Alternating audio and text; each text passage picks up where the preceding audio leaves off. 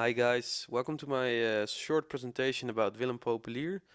I'm not here today because I'm working on Art Rotterdam.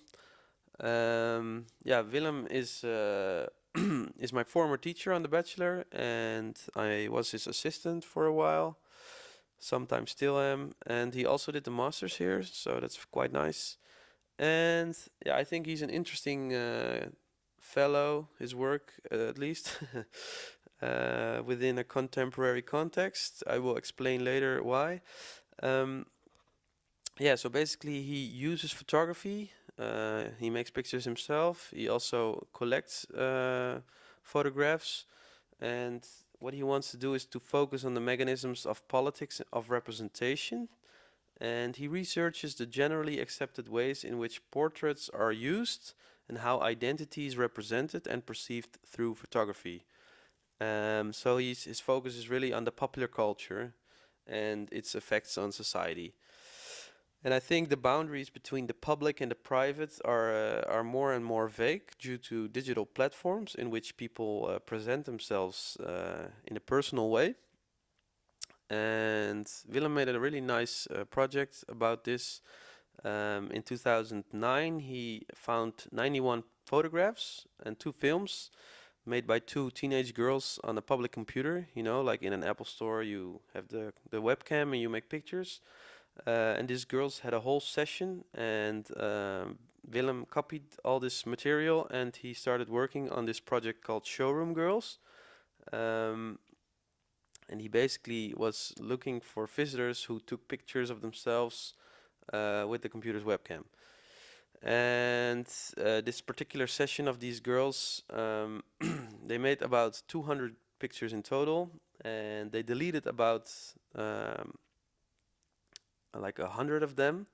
So what is interesting about that is that they left like 91 behind for others to see.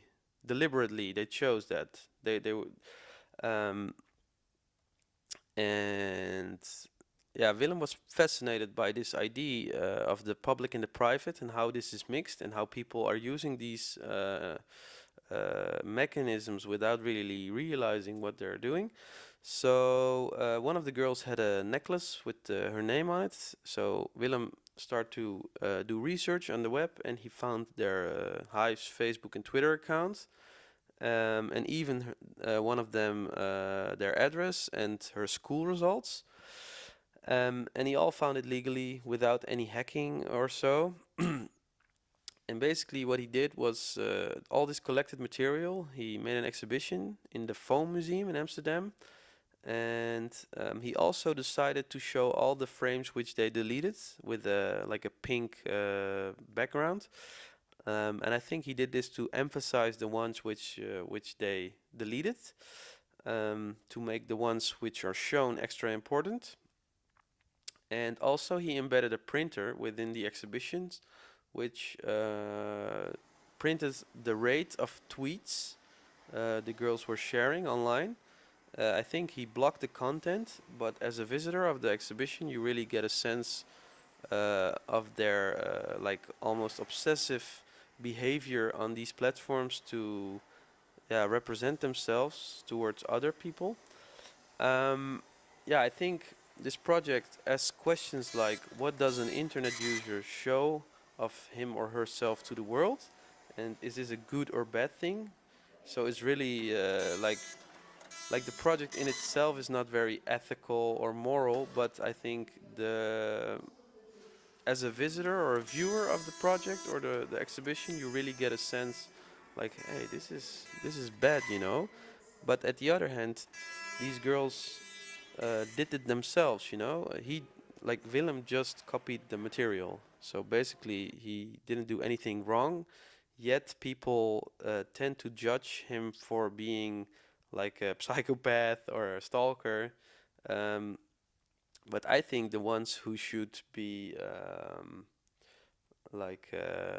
blamed for this are people themselves.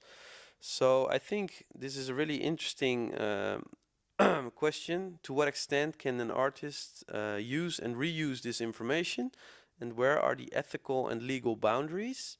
And yeah, I think this debate is still very relevant. And yeah, especially like teenagers, they're sharing a lot of information also on Snapchat. Um, and yeah, of course, this project is from 2011, so this is a bit older already, but I think it's still relevant. And I think Willem made really clever use of the yeah of the found footage and recontextualize it in a way that it becomes meaningful and that it starts to tell a story. And I think this is really uh, like a trend within contemporary photography that it's not necessary that you make your own content in imagery wise, like visually. You don't have to make pictures yourself. I think there are a lot of makers now who use found footage, and I think it's a very effective strategy. Um, yeah, and I think that's it for now. So I hope you enjoy this presentation, and I would like to give my best. Yeah. Okay, goodbye.